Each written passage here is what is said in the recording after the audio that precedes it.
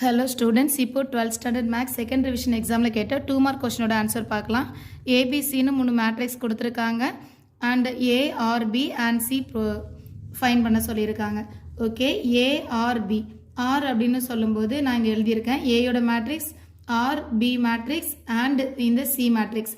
ARP ப்ராக்கெட்டில் இருக்குது, so ப்ராக்கெட்டில் எழுதிக்கலாம். ஏஆர்பின்னு சொல்லும்போது ஆர் அப்படின்னு சொன்னால் நம்ம பெஸ்ட் ஒன் தான் செலக்ட் பண்ணுவோம். இந்த ரெஸ்பெக்டிவ் எலிமெண்ட்ஸ் எடுத்துக்கலாம். 1 or 0, 1 or 0 and 0 or 1 and 1 or 0 and 0 or 1. So next one la 0 or 1, 1 or 0,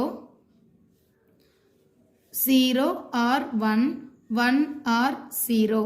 Next one 1, 1, 1 or 1, 0, 0, 0 or 0, 0, 0, 0 or 0, 1, 1, 1 or 1. So R னு சொல்லும்போது this or that which is the best இல்லையா?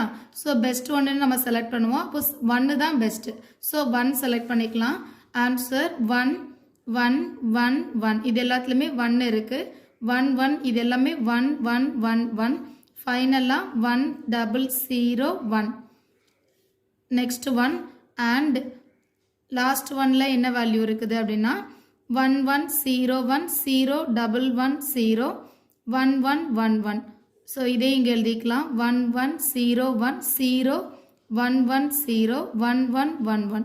இதில் ஆண்ட்னு சொல்லும்போது ஒரு 0 வந்தால் கூட answer 0வாக மாறிடும் கண்டிப்பாக. அதனால நம்ம ரெஸ்பெக்டிவ் எலிமெண்ட்ஸ் பார்க்கும்போது ரெண்டுமே 1 இருக்கிறதுனால 1, ரெண்டுமே 1 இருக்கு 1.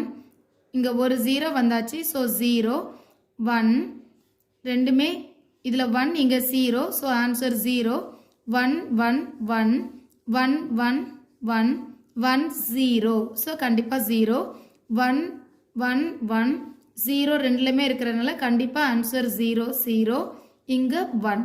This is our respective answer A R B and C.